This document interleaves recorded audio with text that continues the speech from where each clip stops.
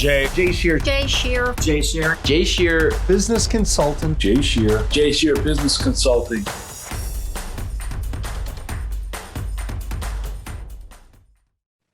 Welcome. I'm Jay Shear with Jay Shear Business Consulting. We build solid foundations for service-based businesses to grow and scale and achieve the results and success they deserve. And you've joined Business Minds Coffee Chat. Booker T. Washington said, "Success is to be measured not so much by the position that one has reached in life as by the obstacles which he has overcome." Well, on today's episode, we're going to talk about overcoming obstacles, cracking the code to personal transformation, releasing our brilliance, and being the spark that creates the change you want to see in yourself, your company, and the world. Our guest was named by Success Magazine as one of the top 25 people who will help you reach your business and life goals. He's a keynote speaker, success coach, best-selling author, TV host, and philanthropist. He has more than 30 years experience in the hospitality industry, has worked with over 2,000 companies in 50 different countries, and his powerful Gold Coast video has been viewed over 90 million times worldwide. Please welcome the man who's helping countless people find their spark and shift into their brilliance, Simon T. Bailey. Simon, it's great to see you. Good to see you. Good to be with you. Thank you so much for being here. I'm grateful for you. So let's jump right in. Researching you and learning more about you and consuming your content has truly been it's been a game changer for me. And it's really been not only instrumental, but it's provided me some very specific tools that I've been able to apply in not only my life, but my business. So I would love to spend some time going through some of those areas with you today. And I thought a really good starting point would be to start with overcoming adversity, because, you know, as we look at all of the areas that you've touched today, the things that you've accomplished, the books that you've written, all the speeches and the clients that you work with, you know, for some people, they may look at that and not realize that there is a tremendous amount of work, a lot of reps, a lot of overcoming challenges to get to where you are today. So let's kind of wind back a bit. And if you wouldn't mind sharing part of your origin story, where you came from and how you became the person who you are today. Well, I grew up in Buffalo, New York. Go Bills! This could be the year. Let's do it. Mom and dad dropped me off at Morehouse College in Atlanta, Georgia. After my freshman year, couldn't send me back, nor did they have money to bring me back home to Buffalo, but they said, "We do love you." So here I am, 19 years of age, lost as a goose in a blizzard, trying to find my way. Got a job at a Days Inn hotel, first job, making $5.10 an hour as a front desk clerk. Offered a job to go and work at the Ritz-Carlton Buckhead, had no concept of what a Ritz-Carlton was at that time, turned the job down to stay at Days Inn, shows you where my mind was at that time. Transferred my one-year credits over to Georgia State University, so I was working during the day, going to school at night. Net took me 10 years to finish my undergrad degree, and my parents said, "It took you 10 years to finish." I said, "Because you didn't pay, but I love you." And then fast tracking, worked for a number of different companies. Took me 2 years to get hired at Disney, 10 interviews and a 10-page psychological analysis from Gallup. And I think, Jay, they just figured out I wasn't going anywhere. So let's just give this guy a job. He's showing up. You wore them down. I wore them down. I put the pixie dust on them and had 7 amazing years at Disney. Of course, people often ask me, why did I leave? I did a little interview saying I wanted to become president and CEO. That was a political faux pas. HR showed up, asked me to sign a piece of paper that went into my file. And let's just say, Jay, Disney didn't fire me that day. But about a year later, I heard the footsteps coming and they were not singing "It's a Small World" after all. So decided to leave Disney, and for almost now 19 years, have been waking up every single day, loving what I'm doing now to encourage and equip people to be their most brilliant self. Beautiful. So thank you for that nice thumbnail sketch. And that gives us a really good picture of kind of where you started in your professional career and a little bit of context around the way that your parents either encouraged you or at least shared that they loved you, right? And I'd like to maybe go a little bit deeper on that. And here's why. I have, just in my own experience, as well as my time studying and being around top performers and those who just are doing magical things in this world, one of the common threads that I find is that they have overcome some sort of significant challenge, whether it's not only in their career, but somewhere in their personal lives as well, something that has forged that the strength and the mindset and the will to be able to look at things differently, push through, and no matter what comes their way, they have figured out a way to look for the solutions versus focusing on the problems.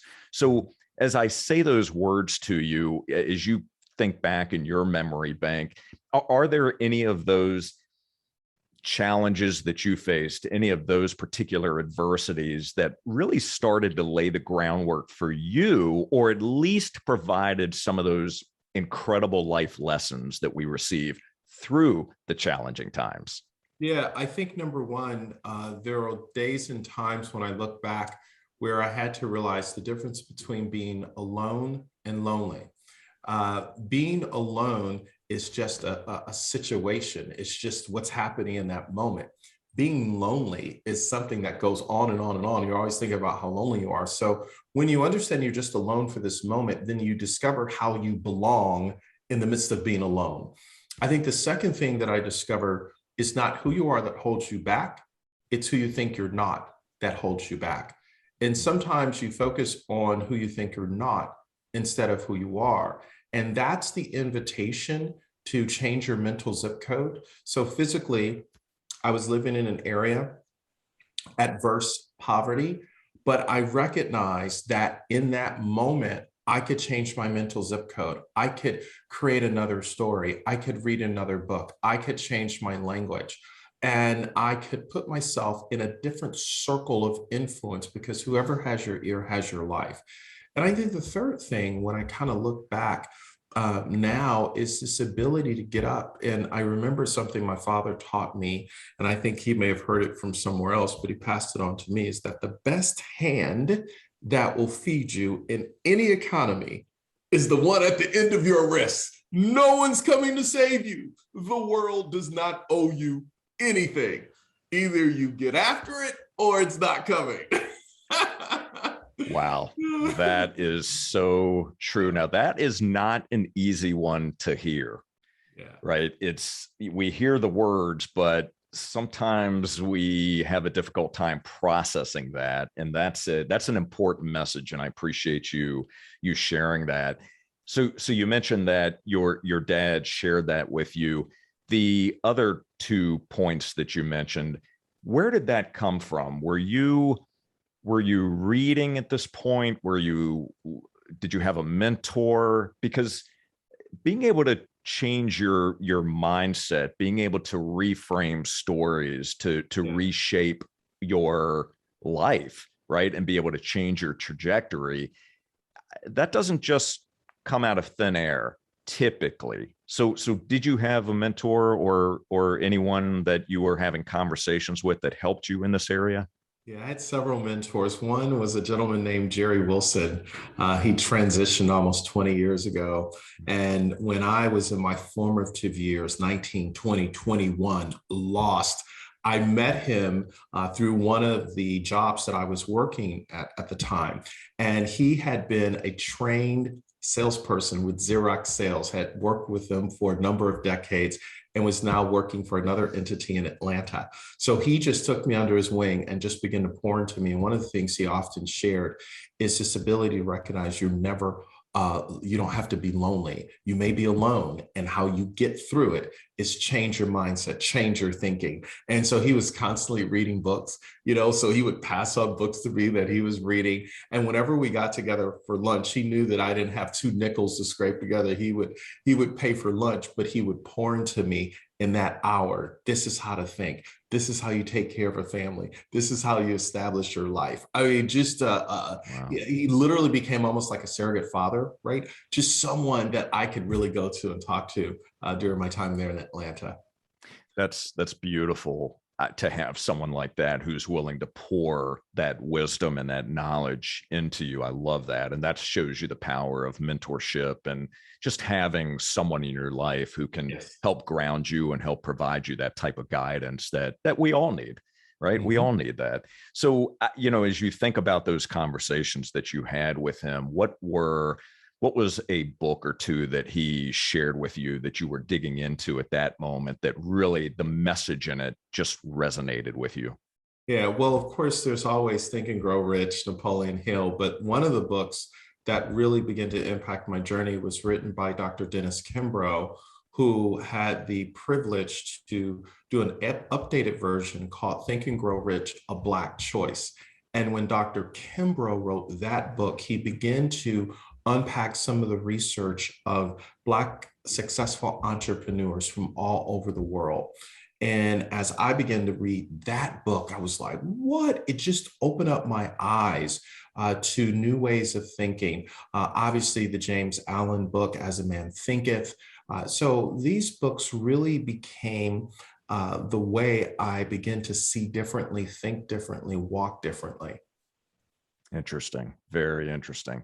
So I, like you, have also read Think and Grow Rich, have also read As a Man Thinketh. As a matter of fact, both of those books are sitting over here, and I use them as reference material because I read every morning. I want to make sure that I'm starting my day off, as I know that you do as well, with the right type of messaging, because that allows me, allows you, and allows others to be able to show up as our best selves. And at least we know we're starting off the right way before all the other things that happen in our world start to bombard us. So yeah, great information there. And when you first started to read these types of books and have these conversations about changing the way that you tell yourself the story about you, were you accepting of this information right off the bat, or was there a process for you of, gosh, do I really believe this? What is this information that's coming my way? Yeah, I think I read it, Jay, and I had a lot of information, but I didn't have any revelation because I believe the difference is you can regurgitate information, but until you take ownership, execute, apply it, moving from information to application, it's just information in your head, right? So what I realized for a few years, because no one really had taught me that when you read something, write it down, or at least decide what you're going to do immediately. John Maxwell teaches about the law of diminishing intent, that if you don't do something within 24 hours, the intent to do it diminishes. So no one taught me back then that you have to move from information to application. Once I understood application, I recognized it wasn't about reading the entire book. It was about reading what resonated, going and applying that, then coming back and continuing to move forward. Certainly, we've learned these things as we've gotten a little older and how to really apply things. But what I recognized, just the activity of reading and thinking caused me to begin to believe differently, because all of us have a belief system. So the gift of reading is to change and enhance your belief system, which then creates the behavior, which then creates the outcome. Outcome and results comes from a behavior that's been impacted by a belief system because of something you read, you heard, or you saw. Powerful. So true. Now, being able to recognize that and identify where those stories are coming from, or those biases that we bring into our world, that's, at least from my perspective, that's where having an outside set of eyes, like a coach, like someone who can help you guide through that, to be able to pull that information out and Yes. help you tell a different story. That's where a lot of that power comes from. So talking about stories and the importance of stories and how we see ourselves, what was something that you believed about yourself early on that you found out later wasn't true? I think the story that I often kind of fed myself for a while was that I was in the bottom half of the class that made the top half of the class possible. I was not the greatest student. I really, really wasn't. But what I did have working in my favor, even when I look back at that time at high school, I had a work ethic and I had a platinum tongue. So I could probably talk my way out of anything. And what I realized in looking at Dr. Howard Gardner, professor of education at Harvard, his research is I had linguistic intelligence. So though I was thinking that I'm in the bottom half of the class, I'm a failure, that was a situation that happened. But if I continue to work harder and eventually smarter, I could change that narrative. Let's talk about having that platinum tongue. You do a tremendous amount of speaking, whether it be virtually or live in person. Mm-hmm. And for those that are in our audience that are interested in becoming better speakers, that want to be able to spend more time on the stage and are looking for some insight or some guidance on what they can do to improve their ability to connect with others from the stage and get more comfortable in that area, do you have some advice or some words of wisdom that you could share from personal experience? Sure. I believe number one is whenever you're presenting, just remember it's always a conversation. The ability to start with storytelling, it relaxes you. It allows you to move into a conversation with the audience instead of having to present, show a PowerPoint deck. Just relax, chill. It's a conversation. Tell a story. Then get into the facts and unpack that. I heard Ed Milet say something a few months ago. He said, facts tell, stories sell. So just what's the story? Everybody has a story. I think the second thing to really think about as it relates to speaking, there's a difference between an annoying echo and an original voice. Choose to be an original voice, someone that can bring a different way of thinking. It's what I call Vuja day. It's the opposite of deja vu. Deja vu, been there, done that. If people can Google any information, why are they listening to you? So now we have to begin to say, what's the Vuja day? What do I bring that's different, that people didn't see coming? When everybody is zigging, how do I share something that we can zag? And it causes the cellular parts of our brain to say, that's different. I haven't thought about that before. So I think the ability to always say, how do I unpack something that challenges people and enables them to move forward? And then I think the third thing, according to Google research, people see over 2 million ads a year. Average consumer, 2 million ads a year. So how do we, in our communication, create what I would call that emotional tattoo or that stickiness, where it's not so much what you say, but it's how you make them feel? It's the Maya Angelou quote: people will forget what you say, but they'll never forget how you make them feel. Why is that important? In a world where people have had to go through the pandemic, self-isolation, quarantine, this ability to listen to a person speak and present that comes with heart-centered intelligence, not just so cerebral, so in your head, trying to tell us everything you know to impress us. I think it's the ability, Jay, to just slow down and say, I've been going through this as well. And it's in that vulnerability, authenticity, and empathy where people connect and say, I like them. They're relatable. They're real. So yeah, show a little heart. Like bring it. Like I have a goofy laugh. I'm loud. I crack my own self up. I can totally go and dump data. Like I love that. But it's reading the room. And sometimes reading the room is shutting up and connecting. Give you a quick example. So a few days ago, I was invited to speak at the Florida Governor's Conference. You know, here in Florida, we've been kind of like wide open forever. Last 18 months, but this was the first in-person conference with tourism folks from around the state. And so my breakout room, not keynote stage, breakout room. So I'm always working on my craft, was tucked away, Jay, back in the back corner. I mean, it took you a country minute to get to me, right?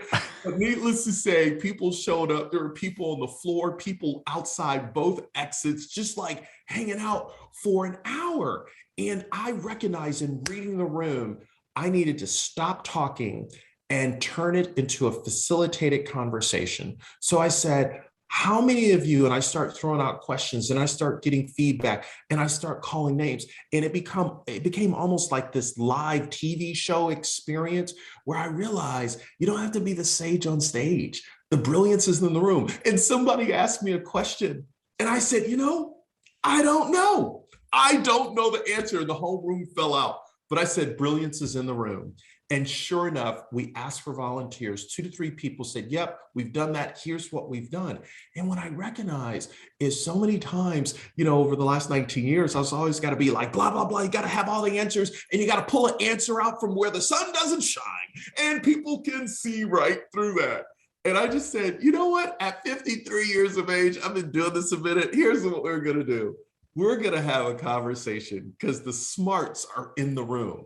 And leveraging the wisdom of the crowds was so refreshing because it reaffirmed to me when you're speaking, to engage the crowd in a fresh way endears them to you even more.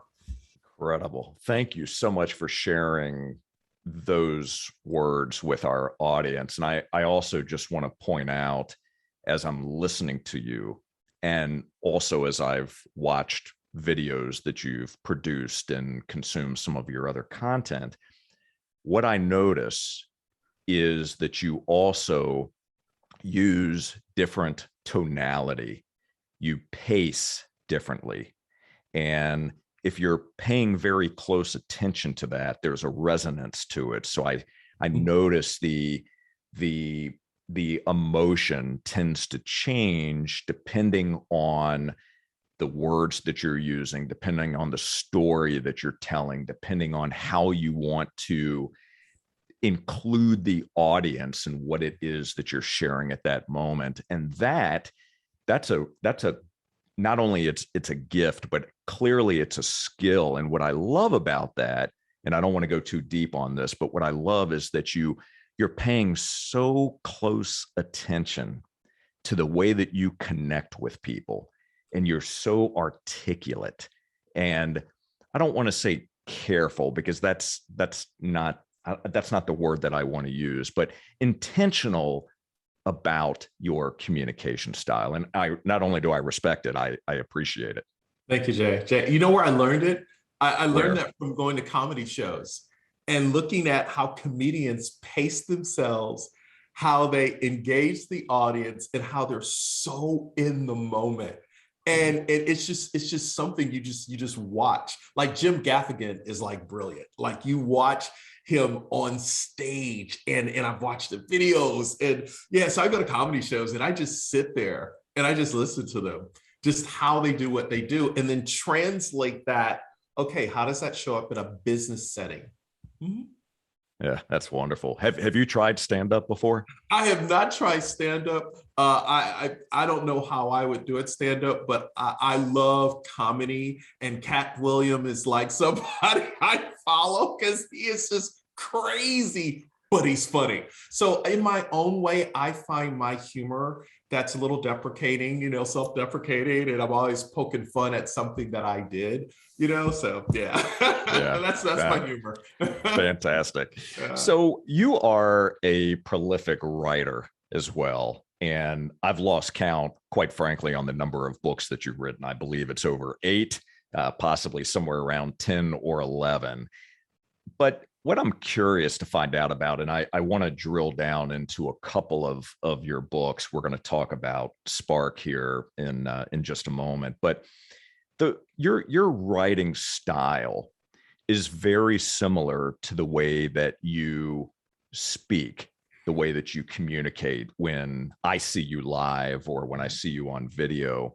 And it's very meaningful in the approach. So it's tangible and it's actionable in terms of consuming the content that's going to allow me to make some sort of change in my life. But it's not just theoretical, right? So it's, okay, here's what we're going for. Here's how you do it. What is the writing process like for you? Do you enjoy writing? Is it work for you? Talk to us about that. Writing is very therapeutic for me. I have discovered over the last couple of years, as I've been doing a deep dive to understand what it is, what I do, and I realize I'm a verbal artist. I'm just a verbal artist. I have a canvas that's a piece of paper. And as Seth Godin would say, how are you going to ship your work? Ship your work, right? So I just start writing. And I heard from a songwriter. I was at a conference and a songwriter said, if it doesn't move you, it's not going to move the audience. And for years, I was hung up on, it's got to be this way. I got to say it this way. And then I just threw that out the window. And I said, I'm going to write 100 to 300 words on a consistent basis because it moves me. It speaks to me. It's my art. And I'm just going to put it out there. And if you think about it, if you write once a month, 200 to 300 words, at the end of the year, you probably have a book. And so how I've approached all of my books is I don't think about a book of 30 to 40,000 words. I just focused on 100 to 300 words that are meaningful to me.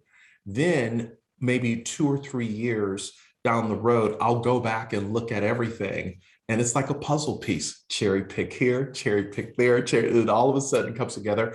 I work with a couple of editors that have been with me for 10 years and 2 different people, different age groups. And I'll send it to Alina first and she will totally fine tune it. And it's so funny, I'm working on a new book and I had a conversation with Caroline. She's the second person. And Caroline will take her literary surgical knife to it and say, okay, we're going to cut here, cut there, need to say this differently, because sometimes you get too close to it. And then they send it back to me and I'm like, okay, this is a winner. Let's go, because they understand my voice. But all of my books are written by me, but I have a team around me that polishes and shapes it so that it's great. Wow. Yeah, that's fantastic. And when you're writing these X number of words, let's say in a day, a week, a month, how do you keep everything organized? Are you writing on a computer? Are you handwriting? What does that look like? Both. I'm old school. I still like to write freehand from time. So I've been journaling for 25 years. So I've got tons of journals where I'm just writing every morning because my day starts about 4 a.m. So I'll just kind of write what's top of mind, but then I'll go to my computer. If I'm on an airplane and I've got some time, I'll just start on my computer, just a draft of something. Or I'll read a headline or I'll see a piece of research. I'm like, wow, that's interesting. I've been reading a lot about the Great Resignation. And I'm like, okay, what's my approach to that? And so I came up with like this idea: before you quit, take a chill pill. And chill is an acronym. But then I'm like, okay, if I write that, I can record it via video. I can take that one idea, and can that idea have babies? Can it become something else? So what I do when something hits me, I either take out my iPhone and say, okay, let me grab this idea really quick and I'll just jot some things down, or I'll write it on my iPad or my PC. I'm a PC guy. Okay. Or I'll just freehand. And what does CHILL stand for? You mentioned CHILL, it's an acronym. Yeah. So CHILL's an acronym. It stands for, first of all, consider all your options. So before you quit, consider all your options. Have your moment is the H. The I is investigate all opportunities. The L is how do you really love what you do? So Seth Godin in his latest book says, doing what you love is for amateurs, loving what you do is for professionals. So how do you really love what you do? And if you can't love what you do where you are, then the last L is it's time to leave, but leave on a positive note, because there's only two things you do professionally. You enter and you exit. How you exit determines how you enter the next season. And what happens to the entrance to the exit determines what people really size up about your business and your profession. Oh, wow. Very so chill good. Before you quit, chill. Very good. So did you chill before you left Disney? You know what? I did. I actually created an exit strategy. And it's just something I'm just starting to talk about now.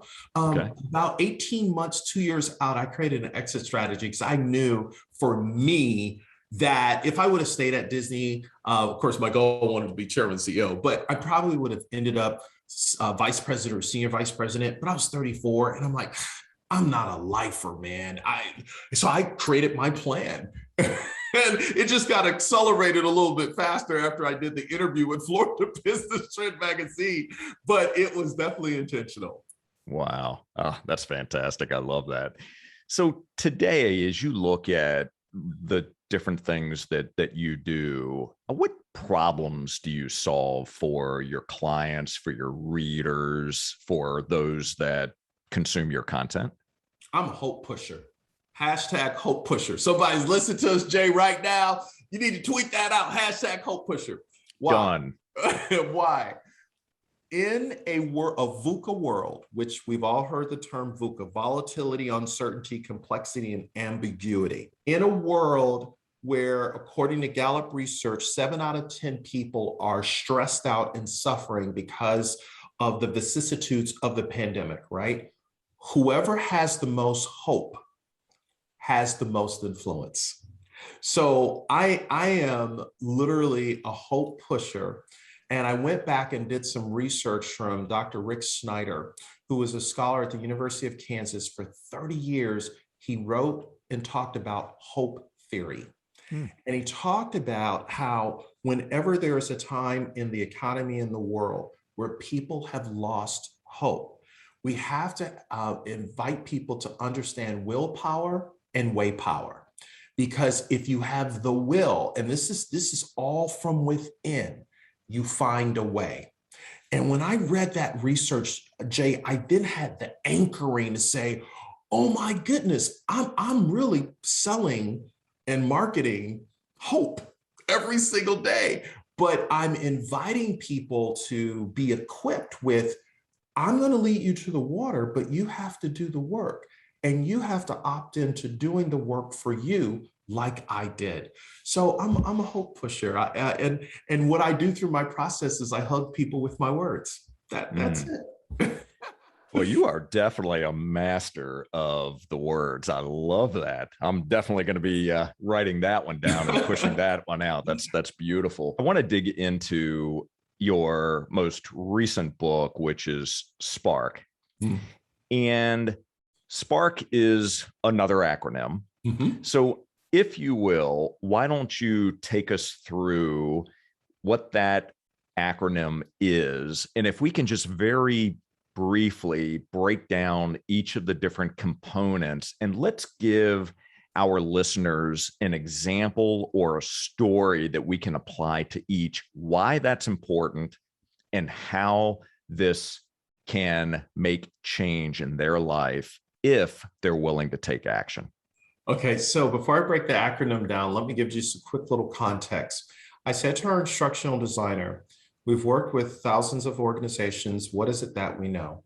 And she said, there's a person who has decided to be that spark, that person who takes ownership of whatever they're doing. So SPARK, the acronym, starts with how do I see them as guests? That's the S. The P is how do I personalize the experience? The A is how do I anticipate their needs? Okay. The R is how do I respond immediately with the appropriate action? And then the K is how do we keep them loyal with acts of kindness? And so that's literally it. And what we discovered, there's always an individual in an organization that shows up with that spark. So here's a quick example. Okay. I flew to the Cayman Islands to speak at an event. I go to the front desk of the Ritz-Carlton. They said, sorry, your room's not ready. Wait over in the lounge. So I'm waiting over in the lounge, and this gentleman named Howard comes over to me, gives me his card, and he says, I'm going to take care of you while you're here. And I was there to speak at an entrepreneurs conference. And so Howard said to me, how you doing? And just kind of exchanging pleasantries. And then Jay, he says, how was your trip to Halifax, Nova Scotia? And I'm like, huh? How did this guy know I went to Halifax, Nova Scotia? And Howard said, I went on your Instagram feed before you arrived here to the Cayman Islands, and I'm from Halifax, Nova Scotia. Well, all of a sudden in that moment, Howard is now my best friend. I mean, we're just chatting it up. And he's like, did you get a chance to go to this Bicycle Thief? And the Bicycle Thief is a famous restaurant there in Halifax. I said, absolutely, I went to the Bicycle Thief. So I checked into my room, and I have to go to a black tie event, and I have a button missing from my jacket. So I call Howard. He's there, picks up my jacket. He's back in 10 minutes. I'm going to give him a $10 tip. He says, no, I'm taking care of you while you're here at the Ritz. It's my job, and I love to do it. I'm saying, hey, okay, no problem.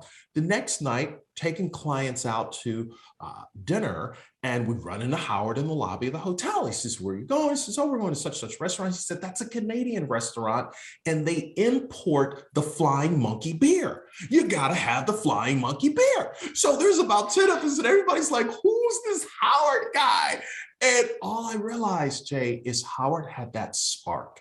He had that little something extra that was not in the job description when Ritz-Carlton hired him, but they simply gave him the playbook, and he decided for every guest that comes across my path, I'm going to spark their experience so much so that they want to return here to the Ritz-Carlton and ask for me by name. That's what I realized, that he was the spark. And that's what companies are looking for nowadays. That's a fantastic story. And as you're sharing that and I'm listening, I'm thinking back through my many years of traveling and experiencing different businesses. And I can think back to those same types of stories and running into those Howards, and what a difference it made. Right here, you are sharing that story with us today, and you've shared that story before in front of thousands of other people. And those are the things that we remember. Those are the things that make an indelible mark on our mind, on our heart, on our whole being. And you're so right. If we can, as business owners, create and hire individuals and give them the bandwidth and the flexibility to do what Howard did and create remarkable experiences, our businesses can be so much further along than they are today. Yes. So let's talk then about how does a small business owner find those individuals? What should they be looking for? Perhaps maybe questions that they should be asking when they're looking to hire someone to find that magical person who can create that kind of experience. I love this question. So number one, hire for attitude, train for success.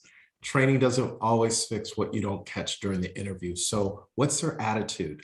Number two, ask them about their last boss. What did they learn from them? What did they like? What did they dislike? Why do you ask that question? Because if they're going to throw their last boss under the bus, if you hire them, they're going to eventually throw you under the bus. So you want to just see what their disposition is.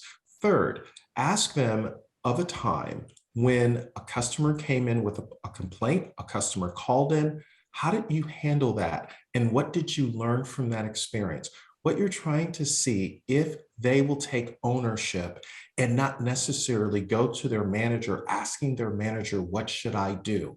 Because in small businesses, you don't have time to hold hands, sing kumbaya, and let's just all get along. No, you need to transfer psychological ownership to that person. And if that person is in front of the customer, talking to the customer, dealing with the customer online, the moment they hear it, they own it. So you want to see if they have the wherewithal to see a few paces down the road to say, you know what, here's what we can do right now. And I think that the last thing is, and I just said this to folks a few days ago, I said, no longer do you offer jobs. You're inviting people into an opportunity. And then everybody looked at me like a deer stared at the headlights. And I was like, why? They're like, why? I said, because the job stands for just overboard. If you hire a person for a job, they will work hard enough to keep that job and do just enough to keep from getting fired. Where do I know this? Because I was that guy. Oh my gosh. So from today forward, small business owners, you have an opportunity. Because if you give people a blank canvas and an opportunity, they will take that and create something totally different than being just limited to a job description.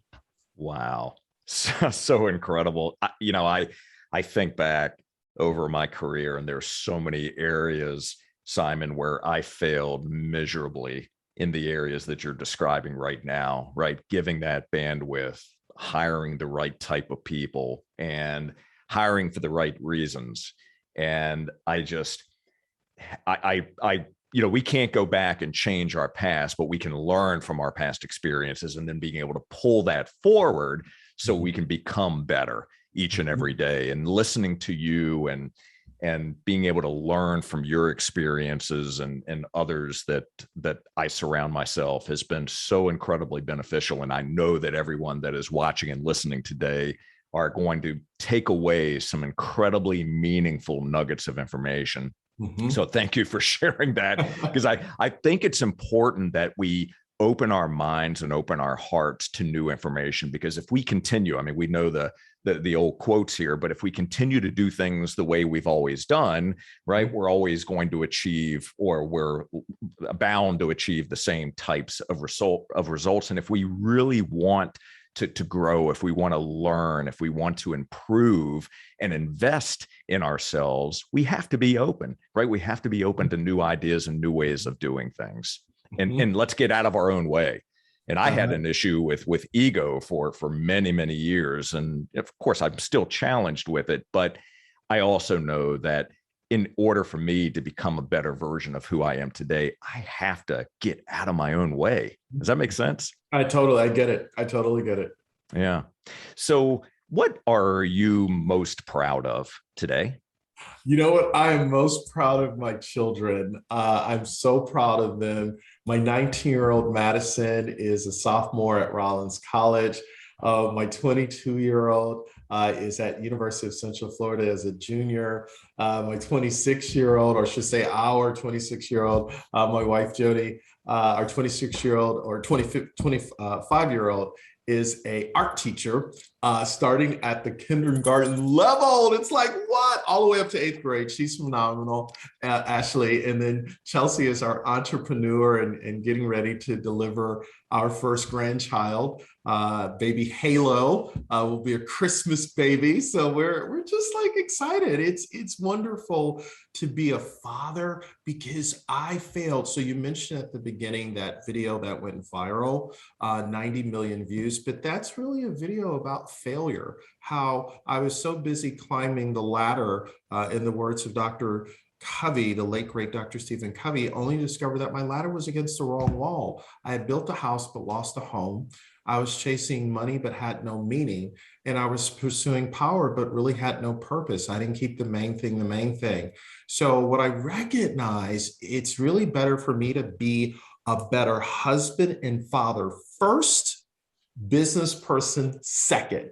And if I keep those two in alignment, everything else will fall into place. Because think about it, if I stand on stage and my house is jacked up, right? I have no credibility. People just give me the screensaver face. They're like, whatever, right?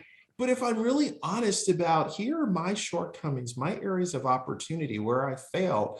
And so I want to focus on being a great father and husband, and then the business, it will come. Wow.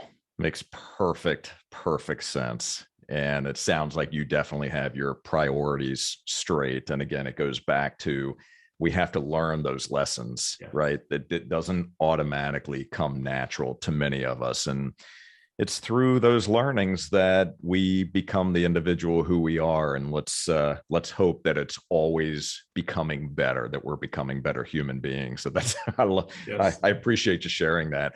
And, you know, we talked about a couple of books earlier when you were sharing about some conversations you were having and when you were changing your mindset and changing the storylines that you were telling yourself.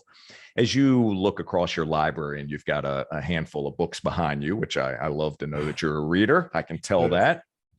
What are 1 to 2 business books that have been impactful for you, both personally as well as books that you've been able to apply in your business? Just 1 or 2 that you could share with our listeners. If there are 2 books that you, and I never say you have to, I'm going to say you have to, is When I Stop Talking, You'll Know I'm Dead, written by Jerry Weintraub. Jerry Weintraub was the Hollywood agent for Brad Pitt, George Clooney, John Denver, and in another life, Frank Sinatra and Elvis. He is the guy that was the mastermind behind the movies Ocean's 11 and 12. Just absolutely, you will have a box of Kleenex because you're going to cry, you're going to laugh out loud, and you're going to be highlighting and underlining. He just passed away a couple of years ago. But this book, it's a book that I've told my kids that you need to read, because he goes back into old Hollywood and how he started with a blank sheet of paper and just old school hustle. The stories of what he did is like, you gotta be kidding me, right? So that book. The second book is called Your True DNA. And it's written by a guy named Thomas Winiger. Thomas, my friend, I happened to talk to him September of last year. I had to quarantine in London for 14 days on my way to do an engagement. And we just traded text messages, ended up talking for an hour. And he said, Simon, this is the book. He was 72. He said, this is the book that I've been waiting to write all of my life. He says, when you understand your true DNA, it's not about pushing, it's about pulling. It's not about trying to be discovered. It's about serving and adding value in the moment. And unfortunately, over the last few months, he passed away. But I had that conversation with him, and I had called him because I read his book, and I'm like, I cannot put this book down. It is highlighted. It's on my back shelf, as well as Jerry's book. It's on my back shelf. Those 2 books. When I Stop Talking, You'll Know I'm Dead. Your True DNA, Thomas Winiger, Jerry Weintraub. Perfect. Well, we will link to both of those books in the show notes, as well as obviously all of the links to be able to connect with you as well. And thank you for sharing those. I appreciate it. It's always valuable to find out those who you respect and those who you value their content. What are they listening to, reading, watching, etc.? So I think that's fantastic. And I wanted to also find out from you, what's one of the greatest gifts that life has given you that you really didn't realize it at the time? I think to wake up every single day, to hug people with my words, to connect with people from all over the world, and more specifically, the gift of helping the least, the last, the lost. That, for me, I never saw that coming when I started out 19 years ago, but I see it so clearly now that this is so not about me. It is about literally helping those who need a hand up, not just a hand out. And that is the gift of this work now. is understanding micro philanthropy. And it's not all the time just writing a check. It's sometimes writing a letter, making a call, sending a video, and doing it with the intention of not looking for anything in return. That's like the coolest thing. I'll tell you this little story, how this comes full circle. So I'm at a restaurant a couple of weeks ago, and I'm sitting there and I see, oh my God, that's Lieutenant Colonel Jay Garner, who served our country in Afghanistan right after Saddam Hussein. And he was sitting at the restaurant. So I said to the server, hey, I'm gonna pay his bill. Don't tell him I'm gonna pay his bill, right? So I'm meeting a buddy of mine, and he and I are just kind of chatting. And so she slips me the bill, I pay for it, and that's it. He's not gonna know. Well, I get ready to pay my bill, and by this time he had left. And they said, your bill is already paid. I'm like, by who? They said he came to the counter and demanded to know who paid his bill, and we wouldn't tell him, and he figured out it was you. And so he paid for your bill. And I'm like, you know what? That's what the universe is about. Doing something, not looking for anything in return, because it's the right thing to do. It's coming from a place of kindness. And because of the law of reciprocity, Jay, what goes around comes around. Wow, that is so true. We see examples of that every single day when you're looking for them. I love that. Thank you for sharing that story. So before I get to my final question, I do want to make sure that I am asking you about the U.S. Dream Academy. You sit on the board of several different companies, nonprofits, etc. I've done some research on this group, but on this organization, but please share with us what they do, how they serve, and how that has impacted your life. So the U.S. Dream Academy's mission is to remember that a child with a dream is a child with a future. We operate in 8 cities around the country, after-school programs in schools that are generally Title I schools, where kids come from a situation where their parents have been incarcerated. There's not a lot of options for them to escape. And we create a mentor leadership program for them so that they can become productive citizens, graduating from high school, going on to college, and making something of themselves by helping them understand the power of a dream. Started by Whitley Phipps, an amazing gentleman who mentored Oprah Winfrey.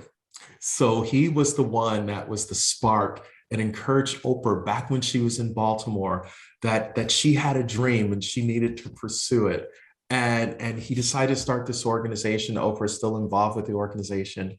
And so, yeah, I love serving on the board because of the positive case studies and examples we see of children who all of a sudden are mentored to realize there's a better way. There's another option. They can break the cycle. And that's what I love.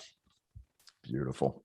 It truly is. And we're going to link to the U.S. Dream Academy as well, because so much powerful work is coming out of that organization. And for those that want to get involved or want to learn more about how you can get involved and how you can help, we'll make sure that we link to that. So thank you for sharing that. So awesome. Simon, here's my final question to you. What are you removing or adding to your life right now to live a life of more meaning and more fulfillment? So I'm removing all time wasters that do not move me towards the vision of where I see things are going and where I need to be. That's number one. Number two, I'm making sure that we do good work in the world. And something I heard Needle Qubein say the other day, Dr. Needle Qubein, he said, we have to move from adding value to appreciated value. So it's not just enough to say, I'm going to add value to your life, but I also want to understand how the value that I've added to your life, how you've implemented it and how you appreciate it. So I'm looking at all the people that have poured into me, and I'm going back and making sure I'm telling them, I appreciate the value that you added, and here's what I've done. I think that intention is critically important as I think about the future. Outstanding. Thank you. And Simon, thank you so very much for joining us today on Business Minds Coffee Chat. I truly am grateful for you, grateful for your words of wisdom, for sharing your knowledge and bringing your books to life. Thank you. Thank you. My pleasure. And for all of you, thank you so much for watching and listening. And please take a moment to subscribe, rate, and leave us a review. Let us know what you thought about this episode. And to enjoy more episodes and to learn how J. Shear Business Consulting can help your business build a solid foundation, all you need to do is visit jshearbusinessconsulting.com. And until next time, keep learning and growing.